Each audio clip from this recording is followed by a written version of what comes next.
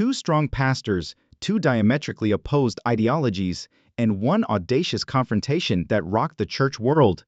Con Henderson isn't holding back after being publicly criticized by Pastor Gino Jennings. The revelations he made about Pastor Con are rocking pulpits and congregations all around the nation. And believe me, this goes beyond doctrine. Not everyone is sitting quietly as the landscape of contemporary ministry changes quickly. One of today's most well-liked and polished preachers, Pastor Con Henderson, has been directly targeted by Pastor Gino Jennings, who is renowned for his unapologetic, raw sermons and old-school fire, in a daring and surprising move. In today's deep dive, we're dissecting exactly what Pastor Gino Jennings disclosed about Con Henderson, which has fans, followers, and entire congregations wondering, is this a wake-up call or a public takedown? We'll look at actual remarks, public videos, theological disagreements, and the deeply personal underpinnings of this pulpit conflict, from charges of compromise of the gospel to what some refer to as celebrity-style Christianity. Why is this level of scrutiny suddenly being placed on Pastor Con? What is it that Gino Jennings says he is doing incorrectly? And is it true in any way? The reasons behind the gloom and what goes on behind closed doors will surprise you. There is more to this than two men of God. It concerns spiritual integrity, the future of the contemporary church, and the invisible boundaries that separate traditional fire from modern influence. By the end of this movie, you will have a completely different perspective on Con Henderson and will know why Gino Jennings said what he did and why he might not be mistaken. We must first comprehend Con Henderson's background and how he rose to prominence in contemporary ministry in order to appreciate the significance of Gino Jennings's explosive remarks. Con Henderson did not come into the world famous. He started from scratch when creating his name.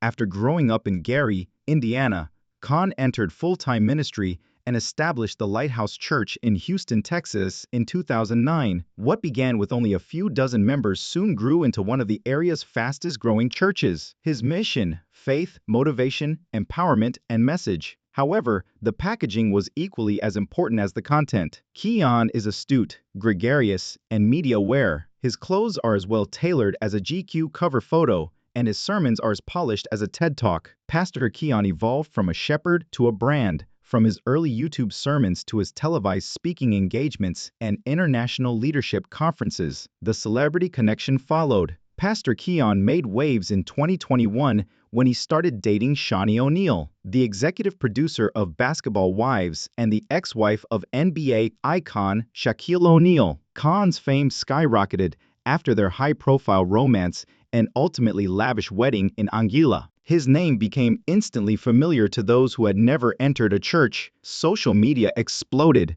The media was unable to get enough. Not everyone, though, was applauding. Some adherents began to doubt the legitimacy of his platform behind the scenes. Was Pastor Con selling a picture or advancing the gospel? Was his church about exposure and prestige or spiritual development? Most significantly, was entertainment rather than truth driving the emergence of celebrity pastors? This is when Gino Jennings comes into play. Old school, unfiltered, and prepared to refer to what he observes. As the leader of the first church founded by our Lord Jesus Christ, Jennings has long been critical of megachurch platforms, ostentatious preachers, and what he refers to as Showtime religion. And Gino had to speak up soon as Con Henderson's name began to become popular for weddings, fashion, and lifestyle. But there was no space for misunderstanding given the method he went about it and the charges he leveled. We must first comprehend Con Henderson's background and how he rose to prominence in contemporary ministry in order to appreciate the significance of Gino Jennings' incendiary remarks. Fame wasn't something Con Henderson was born with. He started from scratch when creating his name. After growing up in Gary, Indiana, Con entered full-time ministry and in 2009 established the Lighthouse Church in Houston, Texas. What began with only a few dozen members soon grew into one of the area's fastest-growing churches. His mission, faith, motivation, empowerment, and message. However, the packaging was equally as important as the content. Con is astute, gregarious, and media-aware. His clothes are as well tailored as a GQ cover photo, and his sermons are as polished as a TED Talk. Pastor Con evolved from a shepherd into a brand through his early YouTube sermons, televised speaking engagements, and international leadership conferences. The celebrity connection followed. Pastor Con gained notoriety in 2021 when he started dating Shawnee O'Neal, the former spouse of NBA great Shaquille O'Neal, who is also an executive producer on Basketball Wives. Khan's fame skyrocketed as a result of their high-profile engagement and subsequent lavish wedding in Angwa. His name became instantly familiar to those who had never entered a church. Social media exploded. The media was unable to get enough. Not everyone, though, was applauding. Some adherents began to doubt the legitimacy of his platform behind the scenes. Was Pastor Khan selling a picture or advancing the gospel? Was his church about exposure and prestige or spiritual development? Most significantly, was entertainment rather than truth driving the emergence of celebrity pastors? This is when Gino Jennings comes into play. He's ready to call it what he sees, unadulterated and traditional. As the leader of the first church founded by our Lord Jesus Christ,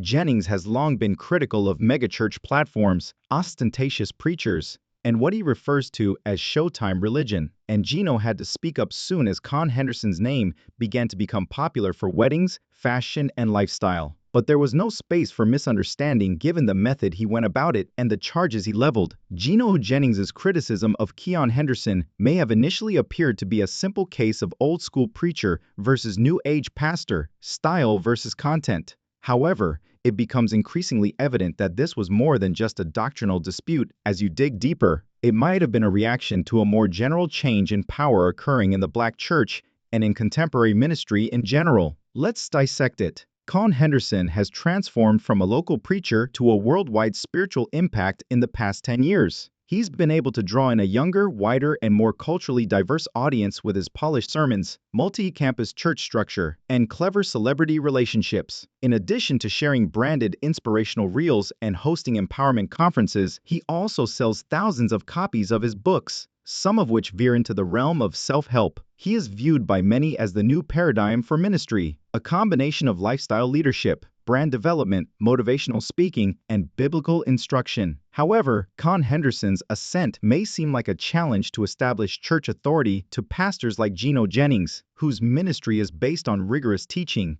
seclusion from the outside world, and the call to holiness above popularity. Remember that Gino has been preaching against what he describes as the worldliness of contemporary churches for decades. He has chastised pastors who drive Bentleys and amass fortune from tithes, as well as ladies who wear slacks in church. He has never held back when expressing his opinion that the church has softened, substituting comfort for conviction and truth for compromise. Therefore, Gino views it as a spiritual corruption as well as a personal issue when someone like Con Henderson enters the spotlight, marries into celebrity culture, sports designer outfits, and creates a multi-million-dollar empire. However, what appears to have triggered Gino? According to some insiders, Con's marriage and media presence weren't the only factors. His impact on the next generation of preachers was the reason. There has been a discernible trend during the last few years. The Lighthouse Church's style has been mirrored by younger pastors who base their ministries after Henderson's more ostentatious branding, emphasis on aesthetics,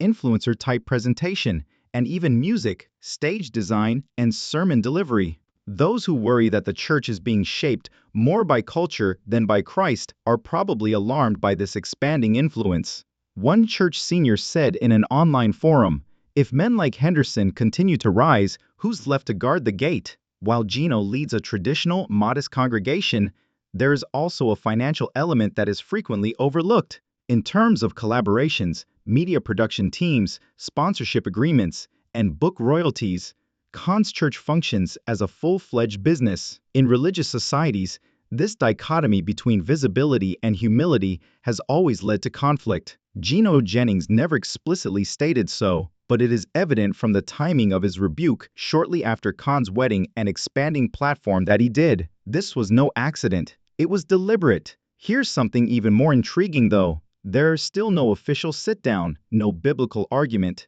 and no face-to-face interaction between the two. Despite the heated sermons, the social media fervor, and Con's complete silence. So, is this mostly about turf protection or gospel preservation? That is the awkward query that is circulating in many places. The response was swift and intense as soon as Gino Jennings' sermon appeared online. Clips of his condemnation of Pastor Con Henderson went viral on Christian Twitter, YouTube, Instagram, and TikTok in a matter of hours. The church community, particularly the Black religion community, was sharply split, as was to be expected. The traditionalists, who had long backed Gino Jennings' unrepentant position on doctrine, were on one side. What many had been too scared to say aloud, Gino was finally voicing for them, that pastors like Khan had strayed too far from the gospel's truth because of their celebrity affiliations, ostentatious lifestyles, and sermons that catered to seekers. One admirer wrote, "This ain't ministry," beneath a sermon tape that went viral. These voices contend that the church of today has grown too lenient, too tolerant, and overly preoccupied with likes, followers, and carefully manicured appearances. It's a motivational TED Talk with a Bible verse thrown in. They regard Gino as a prophet in the wilderness, a vital disruptor who calls out the apathetic faith they think Khan stands for. However, the opposing viewpoint is equally fervent and vocal. Con Henderson's followers were quick to accuse Gino Jennings of dishonesty, jealousy, and spiritual abuse. They maintain that Gino is trapped in an antiquated style of ministry that opposes rather than embraces change. For them, Khan is a welcome change, approachable, contemporary, and sympathetic to a generation that doesn't react well to dogmatic customs and yelling lectures. Khan speaks about purpose and grace. One young Christian influencer wrote, "Gino just shouts judgment and control. It makes sense why people are abandoning the church." This is not merely a philosophical divide. It is intensely emotional, cultural, and generational. It reveals an old conflict in the church between fire and grace, truth and presentation, legacy and relevancy. The impact this war has had on real congregations is far more worrisome. Pastors have taken sides. Sermons broadcast live have evolved into reaction videos. Panels from the entire church have focused on whether Gino Jennings is doing more harm than good or if Con Henderson is misguiding people. Furthermore, this public division is engaging in far riskier behavior. It's making folks confused. Church hurt survivors have expressed concern that this type of spiritual warfare in public view reinforces the reasons why many left the institution in the first place. New believers and seekers, particularly those from unchurched backgrounds, are watching this unfold and asking, if the pastors are fighting, who's preaching the truth? It has devolved into another performance rather than serving as an example of solidarity, responsibility, or civil discourse. This time, however, the audience is global and the stage is digital. Nevertheless, neither man has given in. Con Henderson doesn't say anything but doesn't waver. He keeps sharing motivational content. He still preaches the gospel in the same way, and Lighthouse Church continues to see a high attendance rate. In contrast, Gino Jennings has simply intensified his efforts. He has acquired popularity among people who believe the church has made too many concessions in an attempt to remain relevant, and his sermons are becoming more incisive and his rebukes more blunt. However, the fundamental query still stands: can transformation and truth coexist, or must one constantly be given up for the other? There is more to this rivalry than just two preachers. The location and direction of the church are reflected in the mirror. Wait until you hear what Gino has planned next, if you believe this is the end of it. Many are now unsure of the long-term effects of this conflict between Pastor Gino Jennings and Pastor Con Henderson, as feelings are still running high and the dispute is far from over. This goes beyond a dispute between two men over dress regulations or doctrine. No, this has become a national discussion about what the modern church is all about. What is the expected future of ministry in 2025 and beyond? Should pastors change with the times to stay relevant, or should they stick to their principles even if it means losing favor? Let's talk about legacy first. Gino Jennings has dedicated decades to establishing a congregation that takes great satisfaction in its steadfast faith and biblical literalism. His supporters view him as a champion of truth in an overly compromised generation. There is no doubting that his daring and reach have made an impression, regardless of your opinion of his tone. Millions of people have viewed his sermons. His remarks provoke discussion around the world. And because he believes that the gospel is meant to offend, Gino welcomes debate in a time when many churches shun it. However, Con Henderson is also the owner of heritage. He belongs to a new breed of religious leaders who walk the red carpet and the pulpit. People who would never sit in a typical church seat are reached by his ministry. Strict traditionalists could never enter the portals that his collaboration with social leaders and celebrities has opened. For some, Con serves as a link between the light and the lost. He serves as a cautionary tale for others about what occurs when faith is tainted by celebrity. This is where the unsettling reality lies. Both men are correct, and both men are on the verge of being incorrect, because what the church is currently seeing is more than a dispute. There is a division, one that exposes serious flaws in our understanding of biblical truth, spiritual leadership, and the function of influence. Is it possible for a pastor to preach holiness while sporting expensive suits? Is it possible to be a faithful shepherd while living in the spotlight? Is it possible for a church to expand through branding and marketing while staying faithful to the Bible? Forums, group chats, comment sections, and even pulpits themselves are flooded with these kinds of questions. A deepening worry lies behind all of it. Is a crisis of spiritual identity about to occur? What happens to the gospel in the middle if people are forced to pick between old school fire and new school finesse? Because they feel torn between performance and persecution, between judgment and relevance, between discipline and grace, and perhaps most importantly, what happens when leaders battle for platforms rather than souls? Will the next generation completely abandon their faith? Many people are silently asking that unsettling question, because this feud has revealed something painful, even though it has also amused and infuriated other people. The world is observing the deep divisions inside the modern church. Regardless of whether you agree with Con Henderson or Gino Jennings, one thing is certain: within ministerial circles, this scandal has compelled a much-needed reckoning, and leaders' next decisions will either strengthen or widen the rift. What will happen to these two spiritual titans next?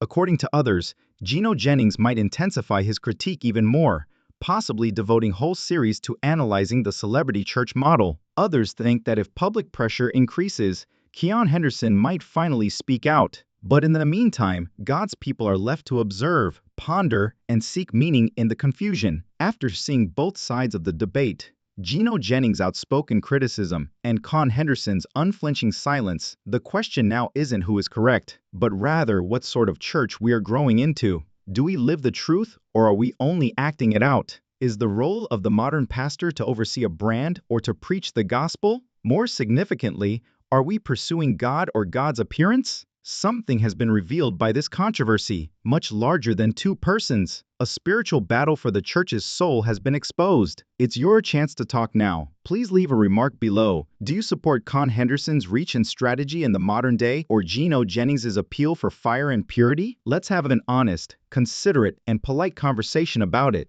Do us a favor if this film caused you to stop, reflect, or even doubt your preconceived notions. Like this video to help it get in front of the right people. For more in-depth analyses of popular religious stories, subscribe to the channel. Tell someone who has been following the same controversy about it. To ensure you don't miss the next revelation, don't forget to enable notifications, because we discuss about more than just faith here. We reveal the platform's true nature.